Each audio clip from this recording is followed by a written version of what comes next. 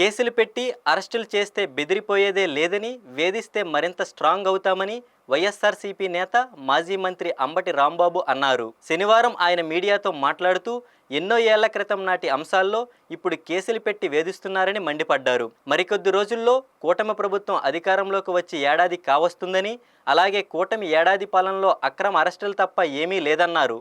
రాజకీయ నాయకులు అరెస్టులే కాకుండా ఐఏఎస్, ఐపీఎస్ అధికారులపై కూడా అక్రమ కేసులు నమోదు చేసి అరెస్టులు చేస్తున్నారన్నారు. కేవలం వైఎస్ జగన్ హయాంలో పనిచేశారని ధనుంజయ రెడ్డి, కృష్ణమోహన్ రెడ్డిలను అరెస్టు చేశారని అన్నారు. దీన్ని బట్టి చూస్తే చంద్రబాబుకు నీచపు రాజకీయాలు కొత్తేమీ కాదని, గతంలో కూడా కాంగ్రెస్ పార్టీతో జతకట్టి వైఎస్ జగన్ను అక్రమ కేసులతో జైల్లో పెట్టి ఇబ్బంది పెట్టారని వాపోయారు.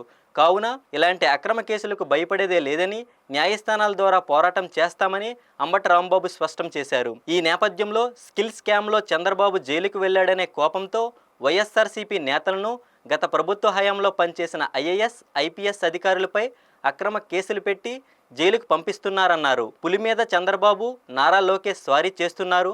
ఆ స్వారీ చేయటం ఆపగానే ఆ పులి ఇద్దరిని మింగేస్తుందని ఎద్దేవా చేశారు. ఎందుకంటే ఆయన కూడా 53 రోజులు జైల్లో ఉన్నాడు కదా. నేను 53 రోజులు జైల్లో ఉన్నాను.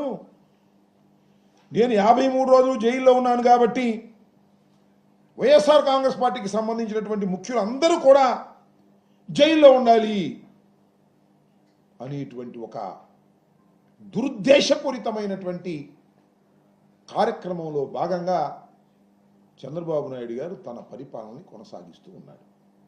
స్కిల్ స్కామ్, ఆ కేసులో చంద్రబాబు నాయుడు గారు జైలుకి వెళ్ళాడు, రాజమండ్రిలో ఉన్నాడు. మీ అందరికీ తెలుసు కదా. ఎక్కడదా స్కిల్ స్కామ్ మేము పెట్టామా? అది ఈడీ వెలుగులోకి తీసుకొచ్చింది, కేంద్ర ప్రభుత్వం వెలుగులోకి తీసుకొచ్చింది. దాని ఫాలోఅప్లో ఆయన అనివార్యంగా లోపలికి వెళ్ళాల్సిన పరిస్థితి ఏర్పడింది.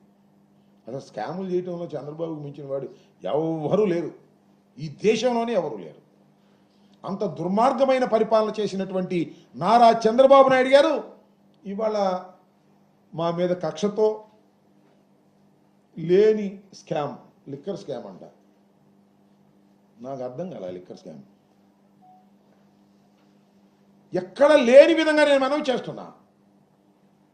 లిక్కర్ ఈ రాష్ట్రంలో నియంత్రించాలి అనేటువంటి ఉద్దేశంతో జగన్మోహన్ రెడ్డి గారు టోటల్గా లిక్కర్ అంతా కూడా ప్రభుత్వమే అమ్మింది. ప్రైవేటు వాళ్ళకి ఎవరు అమ్మలా, ప్రైవేటు వారు ఎవరు దీనిలో జోక్యం చేసుకోవాలా.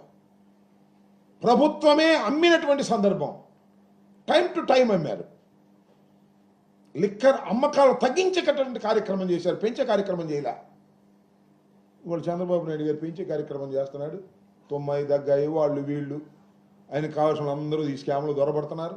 జగన్మోహన్ రెడ్డి గారికి సన్నిహితంగా ఉన్న వాళ్ళని అరెస్ట్ చేసేసి జైల్లో పెట్టేస్తే గడగడగడలో ఆడిపోతారు అని భ్రమిస్తున్నాడు చంద్రబాబు నాయుడు గారు. వాళ్ళ అబ్బాయి పులి మీద స్వారీ చేస్తున్నాడు చంద్రబాబు నాయుడు గారు వాళ్ళ అబ్బాయి.